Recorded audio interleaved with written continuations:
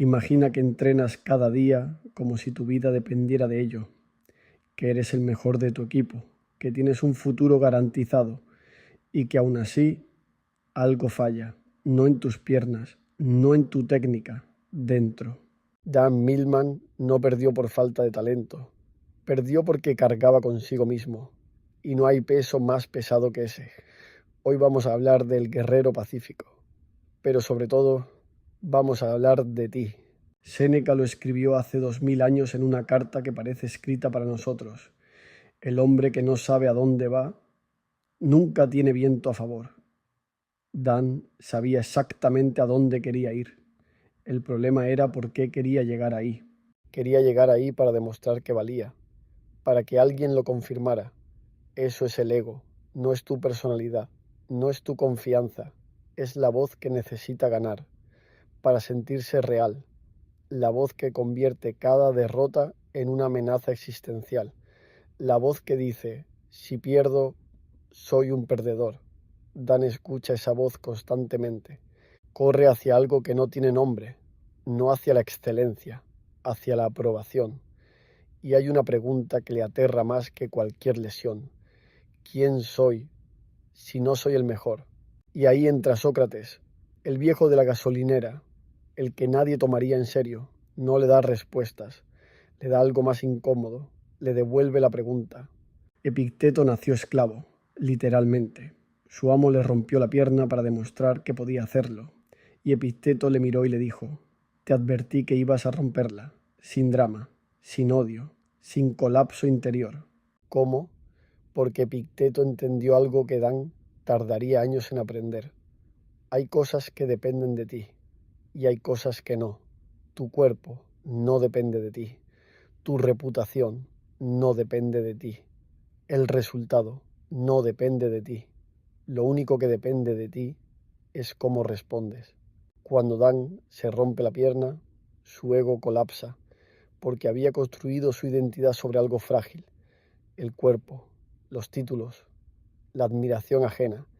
Y Epicteto te diría, todo lo que pueda ser quitado, será quitado. La pregunta es ¿qué queda cuando se va? Dan no lo sabía. ¿Qué quedaría de ti si te quitaran todo lo demás? Aquí es donde empieza la verdadera historia, no en la pista, no en la competición, aquí, en una cama, sin movimiento, sin identidad, solo él, y el silencio que siempre había huido de escuchar. Piensa en la última vez que algo salió mal, una competición, un trabajo, una conversación. ¿Qué fue lo primero que sentiste? No el dolor, lo que vino después del dolor, la vergüenza, la rabia, la necesidad de justificarte. Eso no era la situación hiriéndote, era tu ego, negándose a ser cuestionado. Dan lo vivió en una cama de hospital. Tú lo vives cada día, solo que más despacio y sin darte cuenta. Marco Aurelio era emperador. Tenía todo el poder del mundo romano en sus manos y cada mañana se recordaba a sí mismo algo. Confina tu tiempo al presente, no porque el futuro no importe, sino porque el ego vive en el futuro y en el pasado, nunca aquí, nunca ahora. Sócrates le enseña a Adán a limpiar el baño, a estar en el salto antes del salto, a no llegar a la competición, antes de llegar a la competición. Y Dan lo rechaza, porque su ego necesita propósito grande, visible, glorioso. Limpiar un baño no alimenta al ego, por eso es exactamente lo que necesitaba. Marco Aurelio lo llamaría prosoche, la atención plena sobre el instante, no como técnica de relajación, como disciplina filosófica, como acto de guerra contra el ruido interno. Cada vez que tu mente se va al resultado, al juicio de los demás, a la versión de ti que aún no existe, estás abandonando el único lugar donde puedes actuar, el presente. Hay una escena en la película que lo dice todo. Sócrates le muestra a Adán su propia muerte, no como amenaza, como liberación, porque el ego no muere de verdad, pero necesita creer que puede morir para dejar de aferrarse tan desesperadamente a todo. Séneca escribió: meditemos sobre todas las cosas adversas antes de que lleguen, no para volvernos pesimistas, sino para quitarle al ego su mayor arma, el miedo. Cuando Dan acepta que puede perderlo todo, el cuerpo, la gloria, la identidad, algo extraño ocurre, se vuelve libre y paradójicamente se vuelve mejor atleta, no porque entrene más, sino porque ya no compite contra sí mismo. El enemigo no era la lesión, no era la competencia, no era la presión, era la voz, su propia voz. Entonces, ¿cuál es la lección?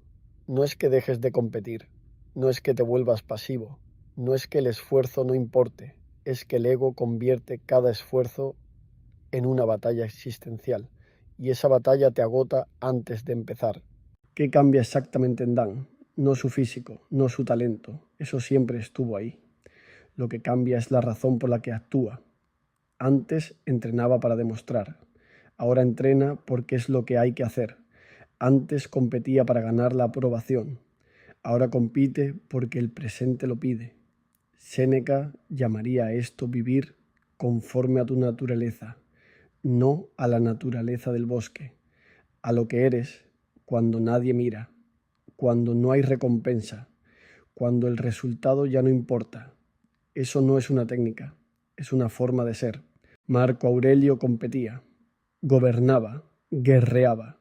Epicteto sobrevivió la esclavitud. Séneca navegó la política más peligrosa de Roma. Ninguno huyó del mundo, pero ninguno dejó que el mundo les definiera. La pregunta que te deja el guerrero pacífico es simple y es brutal. ¿Quién serías sin la necesidad de demostrar nada? No te pido que respondas ahora, te pido que lo notes. La próxima vez que algo salga mal, la próxima vez que alguien te ignore o te cuestione, la próxima vez que el resultado no sea el que esperabas, observa la voz que aparece. Esa voz es tu ego y ese ego es el único enemigo real que tienes. Esto es el coste de pensar. Nos vemos en el próximo vídeo.